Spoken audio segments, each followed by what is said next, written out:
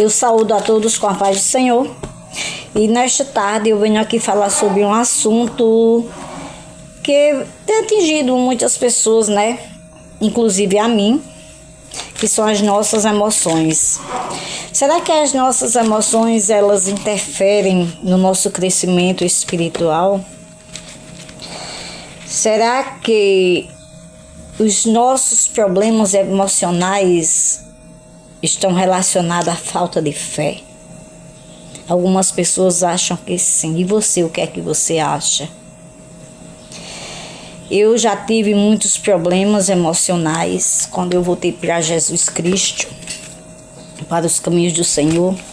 Eu era dependente de medicação controlada. Minhas emoções estavam todas desreguladas, né? Ora eu estava triste, ora eu estava alegre.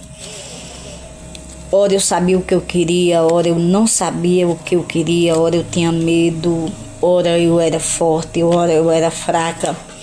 E assim, por muito tempo, eu fiquei com minhas emoções descontroladas. E tenho buscado estudar sobre as nossas emoções.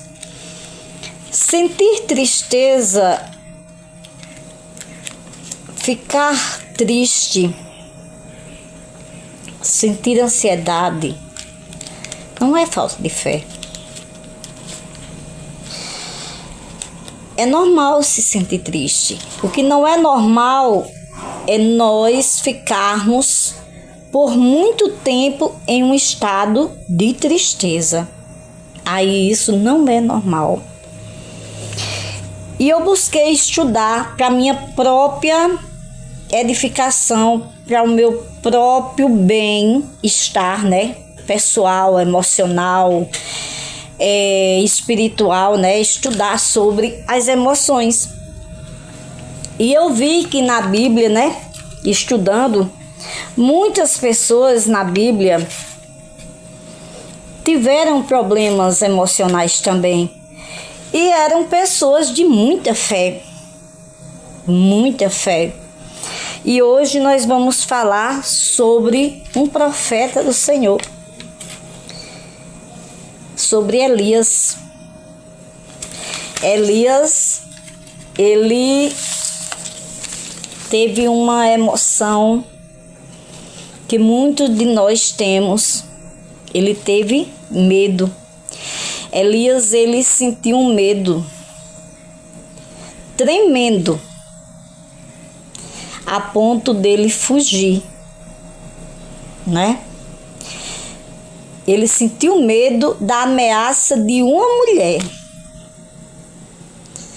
Então, como Elias, um profeta do Senhor, um homem de Deus, muitos de nós também temos as nossas emoções atingidas. Nós não somos inatingíveis, nós não somos super crentes. O que nós não podemos é nos abater diante dessas emoções a ponto de nos deixar que elas nos dominem. Como antes, né, de eu voltar para Cristo, eu deixava que elas me dominassem. É o que é errado, né, isso? Então, Elias era um homem simples e compromissado com Deus. Ele foi enviado para confrontar e não confortar. A missão de Elias era denunciar o pecado, denunciar a idolatria, em vez de trazer mensagens de consolo. Elias desempenhou seu ministério somente para Deus. Ou seja, ele não buscou popularidade ou reconhecimento humano. Mas o que Elias buscou foi a fidelidade total ao Senhor. Deus realizou incríveis milagres através da vida do profeta Elias. O milagre da multiplicação do azeite e da farinha para a viúva de Sarepta, que está citado no livro do 1 Reis, no capítulo 17. A ressurreição do filho da viúva, também citado no livro de 1 Reis, no capítulo 17, ainda, do versículo 17 ao 24. O milagre do fogo do céu no Monte Carmelo, que demonstrou o poder de Deus contra os profetas de Baal, que está citado no livro de 1 Reis, no capítulo 18, do versículo 20 ao 40. A multiplicação da água para o exército de Israel, que está citado no livro de 2 Reis, no capítulo 3, do versículo 16 ao 20. Mas eu quero falar aqui sobre o milagre do fogo do céu no Monte Carmelo. Depois de Deus operar um milagre extraordinário através de Elias ao derrotar os profetas de Baal, a rainha Jezabel retaliou. O que é retaliar? Se vingar, ameaçar. Então, depois de Elias ele ter combatido ali, de Deus ter operado um milagre extraordinário ali no Monte Carmelo, através da vida de Elias, onde ele derrotou os profetas de Baal, a rainha Jezabel retaliou, ou seja, ela se vingou, ela ameaçou a vida de Elias. E Elias fugiu. Elias, ele não teve medo, ele enfrentou os profetas de Baal, ele não teve medo, mas ele ficou atemorizado, ele se sentiu atemorizado, amedrontado e fugiu com a ameaça de Jezabel. Jezabel, ela estava com muita raiva pela morte de seus profetas, pois o dinheiro que ela investiu nos profetas estava perdido. O dinheiro que ela investiu nos profetas estava perdido e foi Elias que causou a morte dos profetas. Então, Elias era uma pedra de tropeço para Jezabel. Por não poder controlar as ações de Elias, então Jezabel ameaçou matá-lo, pois enquanto ele estivesse por perto, ela não podia fazer o mal que ela desejava. Então aqui nós vemos as duas versões do ser humano. Em 1 Reis, eu vou abrir aqui minha Bíblia e vou ler para vocês, para nós, né? Em 1 Reis, nós vemos uma versão de Elias, que está no capítulo 18, do versículo 22 ao 40. É uma leitura um pouco longa, mas é necessário para que a gente conheça, né, essa versão de Elias. 18 do 22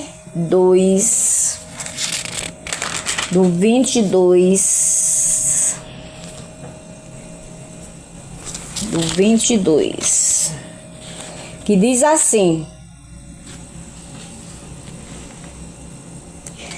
Disse então Elias: Eu sou o único que restou dos profetas do Senhor, mas Baal tem 450 profetas. Tragam 2 novilhos, escolham eles um, cortem em pedaços e o ponham sobre a lenha, mas não acendam fogo. Eu preparei o outro novilho e o colocarei sobre a lenha e também não acenderei fogo nela.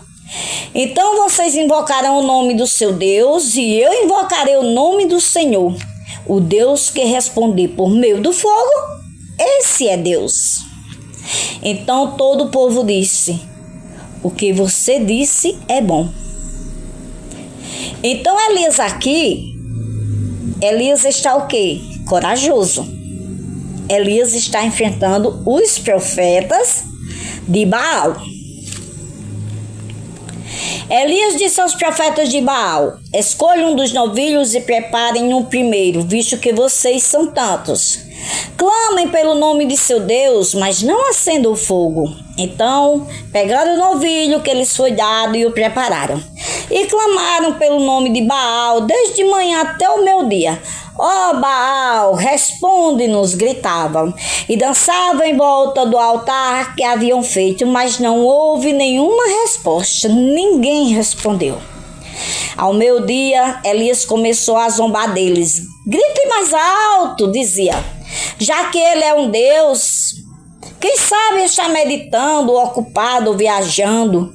Talvez esteja dormindo e precise ser despertado. Então passaram a gritar ainda mais alto e a ferir-se com espadas e lanças de acordo com o costume deles até sangrarem. Passou ao meio-dia e eles continuaram profetizando em transe até a hora do sacrifício da tarde. Mas não houve resposta alguma, ninguém respondeu, ninguém deu atenção. Ninguém deu atenção.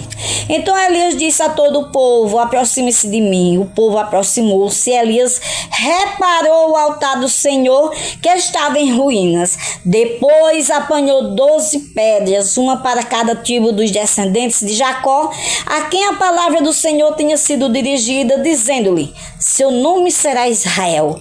Com as pedras construiu um altar em honra ao nome do Senhor e cavou ao redor do altar uma valeta na qual poderiam ser semeadas 2 medidas de sementes.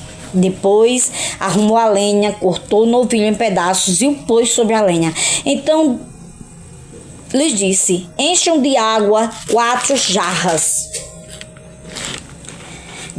4 jarras grandes e derramem-na sobre o holocausto e sobre a lenha. Façam-no novamente, disse, e eles o fizeram de novo. Façam-no pela 3ª vez, ordenou, e eles o fizeram pela 3ª vez. A água escorria do altar, chegando a encher a valeta. À hora do sacrifício, o profeta Elias colocou-se à frente do altar e orou: ó Senhor, Deus de Abraão, de Isaque e de Israel, que hoje eu fique conhecido que tu és o Deus. Que hoje fique conhecido que tu és o Deus em Israel, e que eu sou o teu servo e que fiz todas as coisas por ordem tua. Responde-me, ó Senhor, responde-me, para que este povo saiba que tu, ó Senhor, és Deus e que fazes o coração deles voltar para ti. Então o fogo do Senhor caiu e queimou completamente o holocausto, glória a Deus, a lenha, as pedras e o chão, e também secou totalmente a água na valeta. Quando o povo viu isso, todos caíram prostrados e gritaram: o Senhor é Deus, o Senhor é Deus. Então Elias ordenou-lhes: prenda os profetas de Baal, não deixe nenhum escapar. Eles os prenderam e Elias os fez descer ao riacho de Quisson e lá os matou. Então aqui nós vemos a face de Elias, um homem forte, um homem corajoso, um homem com uma fé inabalável, né? Uma face do ser humano, uma versão de Elias forte, corajoso, com uma fé inabalável, onde ele foi usado por Deus, para que Deus pudesse, né? Para que Deus realizar este milagre, né? Este profeta do Senhor, este profeta de Deus. Mas aqui, ainda no livro de 1 Reis, no capítulo 19, do versículo 3 ao 5, nós vamos ver a outra versão do ser humano, a outra versão de Elias, que diz assim: Elias teve medo e fugiu para salvar a vida em Berseba de Judá. Ele deixou o seu servo e entrou no deserto, caminhando um dia. Chegou a um pé de giesta, sentou-se debaixo dele e orou, pedindo a morte. Já tive o bastante, Senhor. Tira a minha vida. Não sou melhor do que os meus antepassados. Depois, se deitou debaixo da árvore e dormiu. Então aqui nós vemos a face, a outra versão de Elias, a outra versão do ser humano, o mesmo Elias demonstrando a fragilidade humana. Elias sentiu medo e depressão, mas aí depois, né, Deus veio, Deus consolou, né, vocês que leram a história, né, quem não leu, pegue a Bíblia, leia, que Deus, ele restaura Elias, né? Depois Elias é restaurado por Deus, Deus cuida dele, Deus manda comida para ele, né? E nós vemos aqui que mesmo as pessoas mais fortes precisam de Deus quando estão abatidas. Então Elias era um profeta de Deus. Ele sentiu medo, ele pediu a morte. Só que Elias, na verdade, ele não queria morrer. Geralmente quem pede a morte está querendo matar a sua dor, matar o seu sofrimento, o seu medo, a sua angústia. Por que você está dizendo isso com tanta propriedade? Porque eu já passei por isso. Então, gente, depressão, angústia, medo, solidão, essas emoções não é falta de fé. Não é. De forma alguma.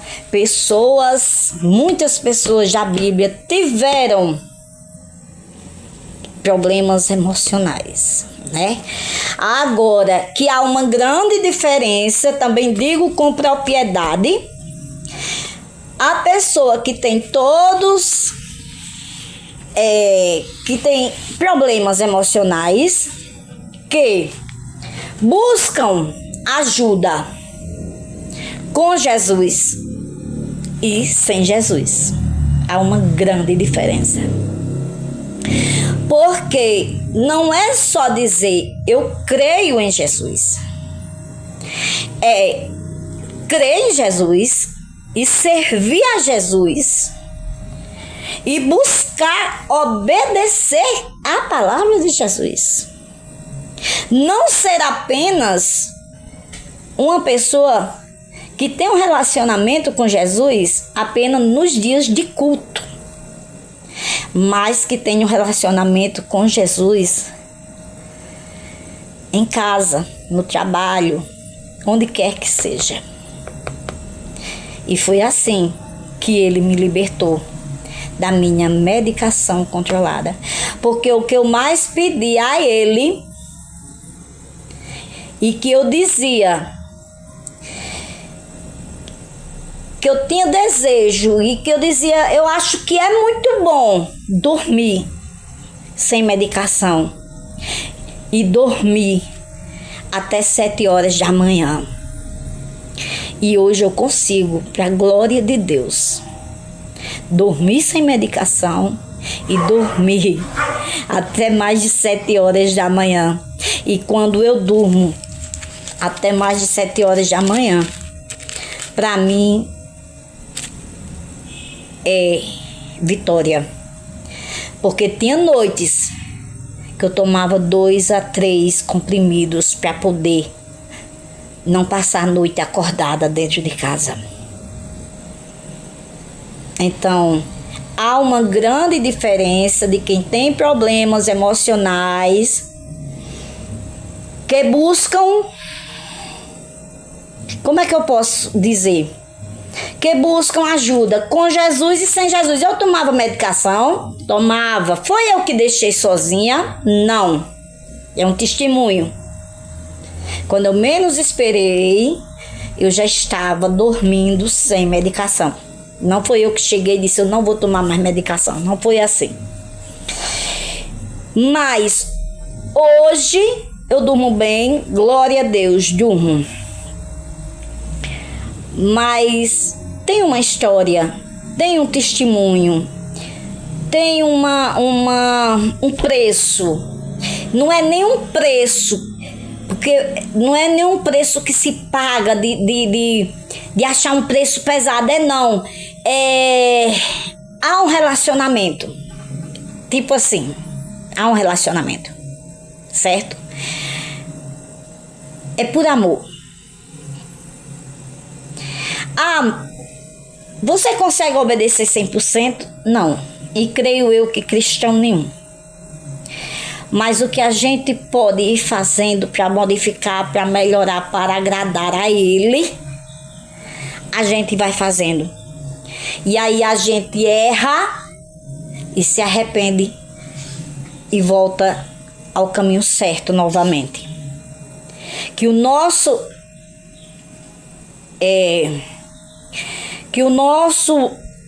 erro não proste a gente. É isso que eu quero dizer. Que a gente levante e continue. Mas também que o fato dele nos perdoar não seja pretexto para estar errando direto. Estão entendendo mais ou menos assim? Eu não sei explicar bem. Então as nossas emoções não é falta de fé. Era sobre isso que eu queria compartilhar com vocês. E Deus tem cuidado de minhas emoções, e quando eu vejo que elas estão desregulando, estão ficando um pouco, aí eu chego a Ele. Nem terapia, que era o que eu mais amava, quem me conhece sabe. Era uma vez na semana, minha psicóloga, e eu prezava por este momento da psicóloga. E eu dizia assim, eu amo, é meu momento, é meu, certo? Mas hoje eu tenho minha terapia espiritual na minha casa, com Ele, certo? E Ele tem feito grandes coisas, devagarinho. E Ele também tem me surpreendido. Então que eu e você, a gente possa contar nossos problemas a Ele. Que Ele seja o nosso terapeuta espiritual. E vamos nos abrir para Jesus. Quando menos esperar, Ele tem sarado, tem curado todas as nossas emoções. Amém? Fiquem todos com a paz do Senhor. E que Jesus venha ser o seu terapeuta. Ele hoje é o meu terapeuta. Eu não troco Ele por mais psicólogo nenhum. Não desfazendo, gente, porque fui muito abençoada com meus psicólogos. Jesus, Ele me presenteou até com terapeutas internacionais para aquele tempo, mas foi para aquele tempo, a necessidade era para aquele tempo, certo? A necessidade era para aquele tempo, até o momento que Ele disse, eu estou aqui, agora somos só nós dois, amém? Um ótimo final de tarde, início de noite, né? E vamos nos preparar para daqui a pouco irmos à casa do Pai, entregar nosso louvor e nossa adoração.